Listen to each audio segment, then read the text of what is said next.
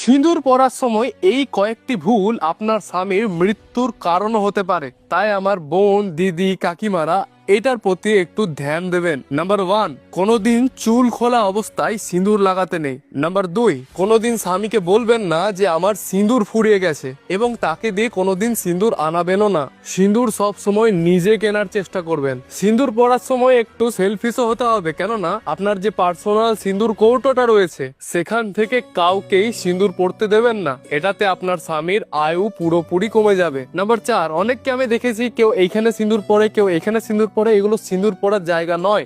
আমাদের সিটিতে থাকে মঙ্গল, সেই মঙ্গলকে শান্ত করার জন্য মেয়েরা সিঁদুর পরে থাকে, তাই স্মৃতি ছাড়া অন্য কোনো জায়গায় সিঁদুর পরবেন না। নাম্বার 5, অপরের ব্যবহার করা সিঁদুর কখনো নিজে পরবেন না। মাত্র এই কয়েকটা ভুল আপনার স্বামীর আয়ু কমাতে যথেষ্ট, তাই এই ভুলগুলোকে করবেন না। আমাকে